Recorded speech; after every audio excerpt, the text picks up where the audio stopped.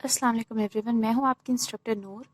और आज का जो हमारा टॉपिक है वो बेसिकली हम इस लेक्चर में examples of linearly independent vectors की एग्जांपल्स को हम कवर करेंगे। ठीक है, हमारे पास क्वेश्चन है कि which of the following sets of vector are linearly independent.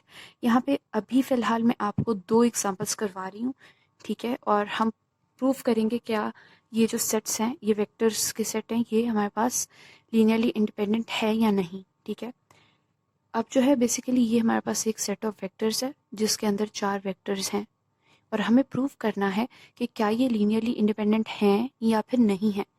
Linearly independent होने के लिए हमने एक शर्त पढ़ी थी कि अगर हमने एक लीनियर कॉम्बिनेशन लिखा है, ठीक है, इन वेक्टर्स की मदद से, इसमें जो हमने कॉन्स्टेंट्स लिखे हैं ए बी सी डी, अगर तो ये सारे कॉन्स्टेंट जो हैं वो ज़ीरो के इक्वल हैं तो हम कहेंगे कि ये लीनियरली इंडिपेंडेंट वेक्टर्स हैं। ये वेक्टर्स, ये चार वेक्टर्स लीनियरली इंडिपेंडेंट होंगे अगर ये कांस्टेंट ज़ीरो के इक्वल होंगे। बट इन केस हमारे पास ये कांस्टेंट ज़ीरो के इक्वल नहीं आते तो हम कहेंगे ये सारे वेक्टर्स लीनियरली डिपेंडेंट हैं।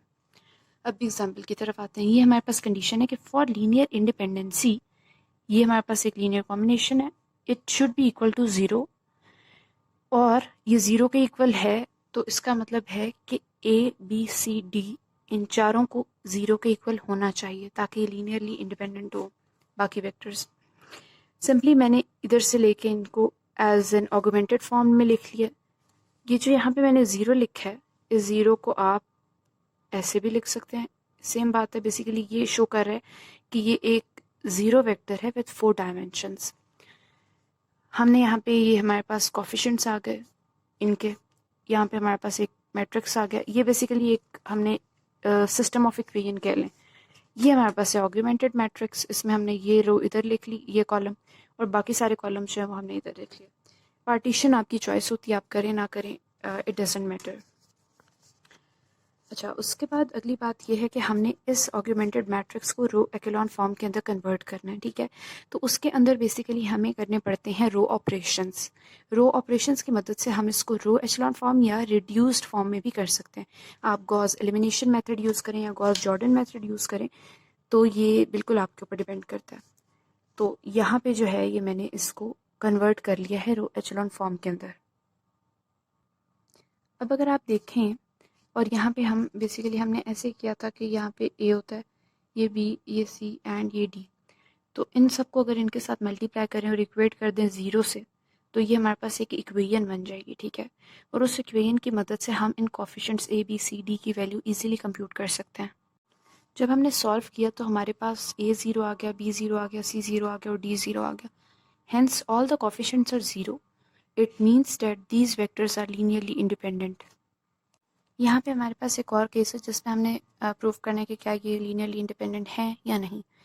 तो हमारे पास ये हैं 5 वेक्टर्स, ठीक है, इनको हमने ऑगमेंटेड फॉर्म में कन्वर्ट किया, और एक स्टेप मैंने बीच में नहीं लिखा जिसके अंदर मैं इसको हर एक वेक्टर को एक स्केलर से मल्टीप्लाई करके इन सबको ऐड करती हूँ।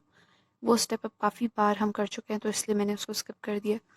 मैंने सिंपली एक ऑगमेंटेड फॉर्म ऑफ मैट्रिक्स लिख लिया, उसके बाद मैंने मैट्रिक्स को रो एचेलॉन फॉर्म के अंदर कन्वर्ट किया। सिर्फ ये सिंपली दो ऑपरेशन यूज़ हुए इस काम के लिए।